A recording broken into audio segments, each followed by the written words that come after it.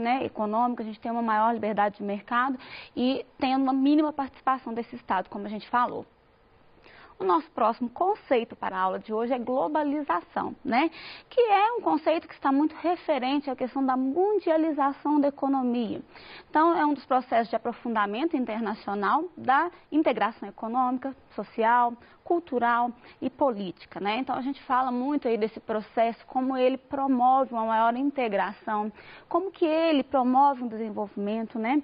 É um processo que a gente costuma dizer que ele é recente na história do Brasil, mas olhando assim umas características desse nosso contexto agora, né?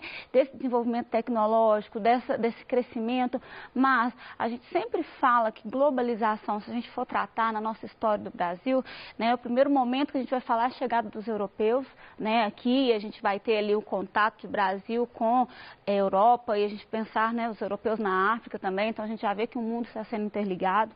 Quando a gente fala de revolução industrial também, das fases da revolução industrial, a gente percebe essa globalização também, claro, né? Então, assim, quando a gente fala, a partir da década de 90, a gente tem um desenvolvimento maior da globalização no Brasil, né?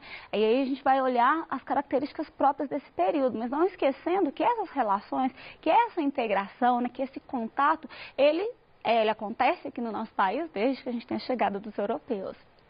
Bom, e para a gente contextualizar então, a gente falou os conceitos que nós vamos usar nessa aula, né, que a gente está usando, e o conceito o contexto, né, que a gente vai trabalhar também é muito importante. Então, quando a gente fala de nacional desenvolvimentismo, a gente sempre refere-se muito ao governo do JK, que é o Juscelino Kubitschek, né?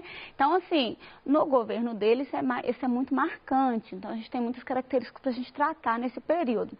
E quando a gente fala de neoliberalismo e de globalização, a gente está mais voltado para a década de 90. Na verdade, a gente pode falar aí de finalzinho da década de 80, início da década de 90, né? Pegando aí todo o governo do Fernando Henrique Cardoso, que nós vamos tratar também um pouco. Então, vamos primeiro aí, né, a trabalhar essa questão do nacional desenvolvimentismo.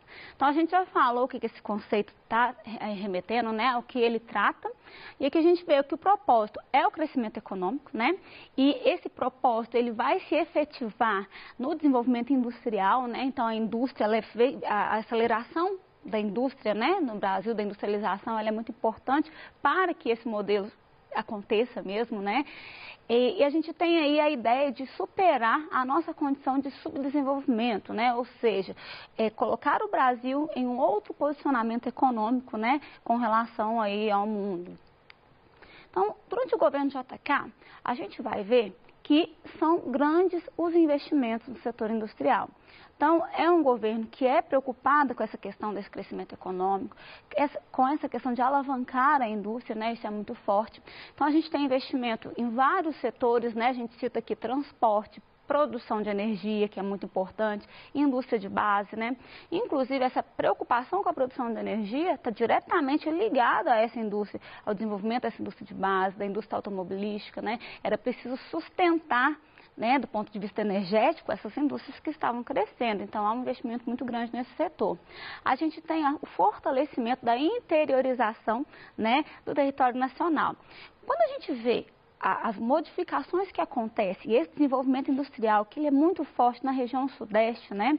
E a gente pode falar também da mudança da capital que vai acontecer nesse governo de JK. Então, a gente percebe que há aí, né, um desenvolvimento muito grande e também uma migração muito grande, né? Vamos dizer assim, principalmente, a gente observa muito de regiões que têm uma situação mais precária, vindo para a região sudeste, vindo para a região centro-oeste, né, do Brasil, e isso faz, né, com que haja essa interiorização, né? Ou seja, com que essas regiões que antes, né, por exemplo, a região onde hoje é Brasília, que era pouco povoada, né, é uma região que vai receber aí uma quantidade muito grande de pessoas. Então, é disso que a gente trata, né, quando nós estamos falando dessa interiorização no território. A gente tem também a questão do plano de desenvolvimento econômico, que é muito forte no governo de Juscelino Kubitschek, né? Que você tem várias metas para o desenvolvimento econômico e que tinha aí como lema, né, ou como slogan, o bordão 50 anos em 5. Porque ele dizia que iria propiciar um desenvolvimento industrial, um crescimento econômico no Brasil em 5 anos, que era o tempo de mandato, né? Mas que corresponderia a um crescimento de 50 anos. Né? Então, isso trata de todo esse investimento crescimento, né, dessa busca desse desenvolvimento que a gente vai ver durante o governo de Juscelino Kubitschek.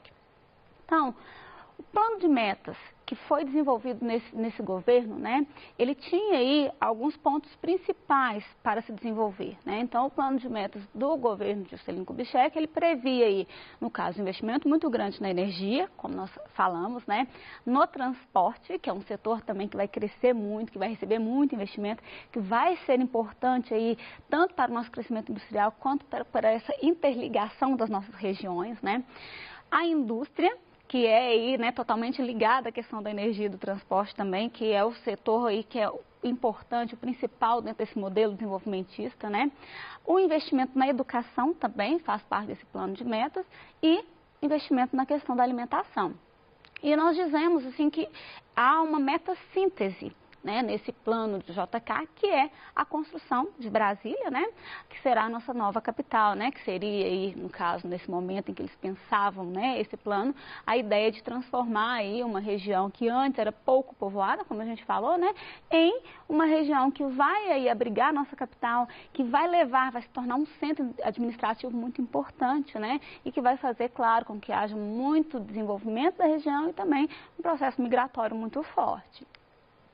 Bom, a gente percebe que dentro desse modelo, né, do nacional desenvolvimentismo, a gente tem um investimento grande do Estado, né? Então, o Estado ele vai lançar mão de recursos para que realmente essa industrialização aconteça, né, para que esse desenvolvimento aconteça.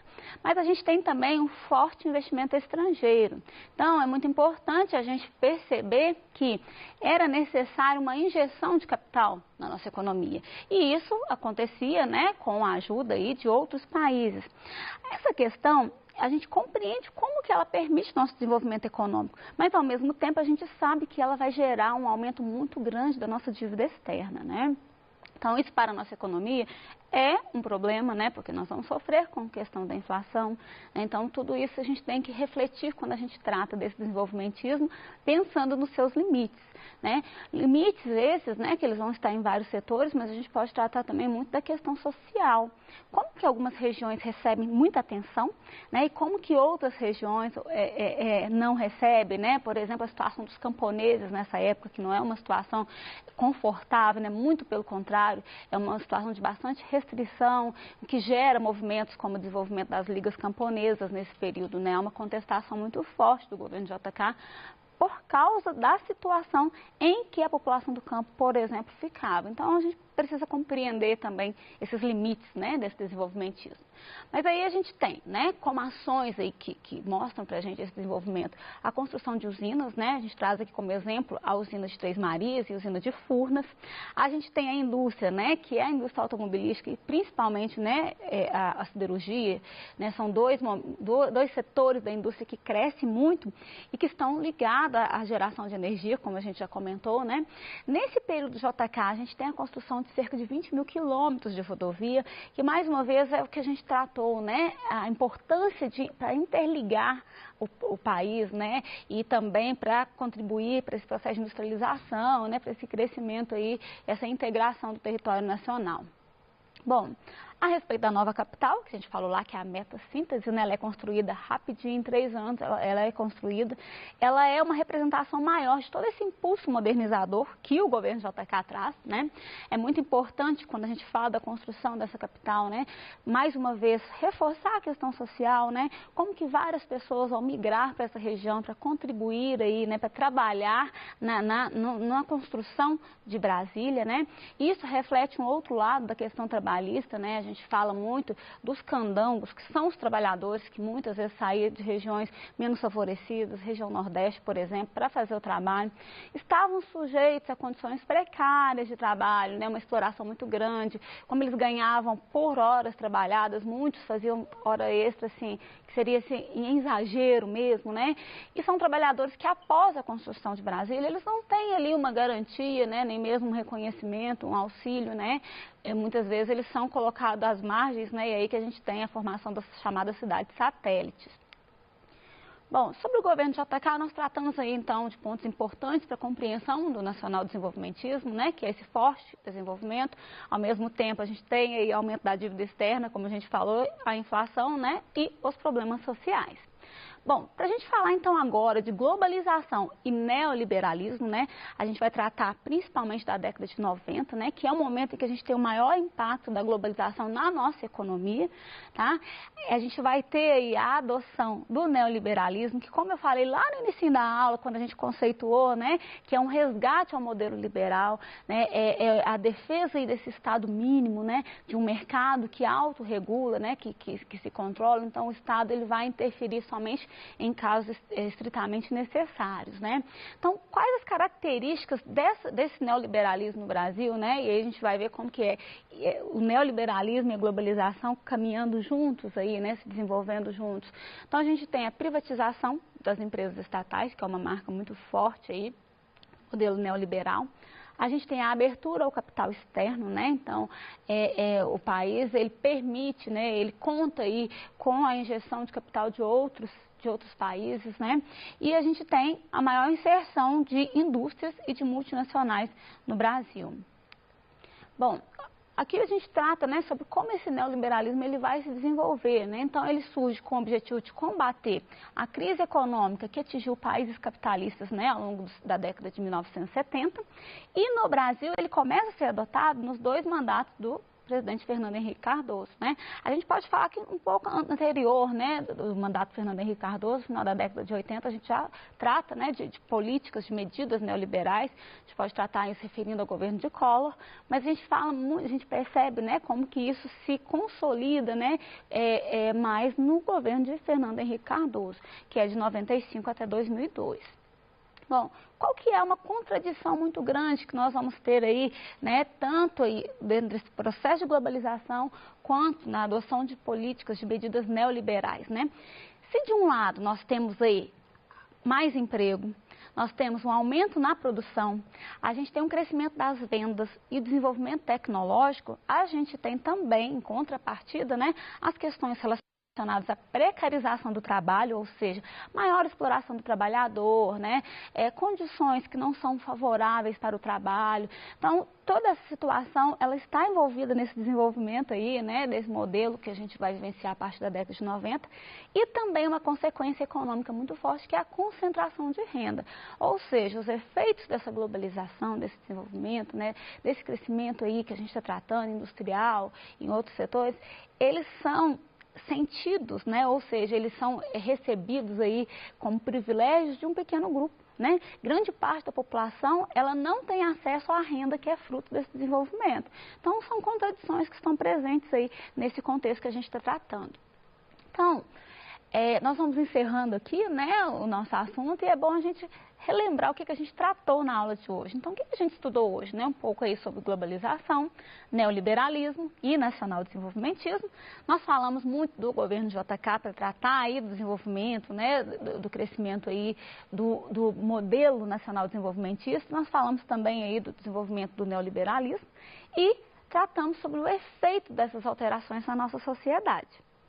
Eu deixo aqui uma sugestão, que é trabalhar aí com mapas conceituais, né? Aqui eu comecei a fazer um sobre globalização, o ideal é que você faça um com globalização, faça um do neoliberalismo, faça um do nacional-desenvolvimentismo e vem trazendo aqui as principais ideias, né, dessa aula, do que você viu no seu PET. Então eu trago aqui uns exemplos, só para você pensar, né, quais as ideias que você pode trazer. Coloquei aqui mercado interligado, desenvolvimento, década de 90, e você acrescente aí com as ideias que você considerar mais importantes, né, para o estudo do que foi trabalhado hoje.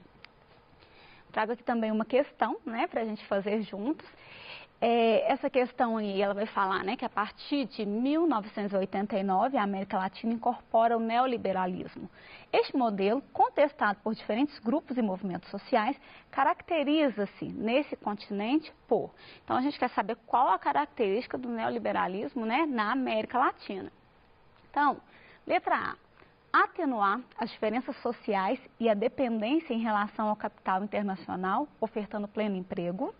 Letra B. Estimular o desenvolvimento do campo social e político e implementar uma sociedade mais justa e igualitária. Letra C. Diminuir o poder da iniciativa privada transnacional mediante a intervenção do Estado a favor da burguesia nacional. Letra D.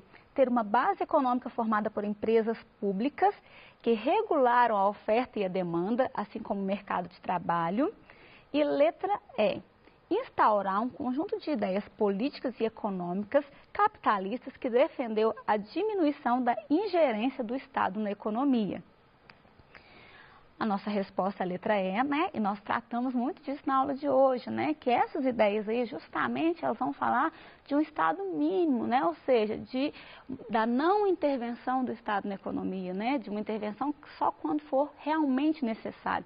Por isso a questão é a E, né? Que fala dessas medidas justamente para diminuir aí a intervenção do Estado na economia.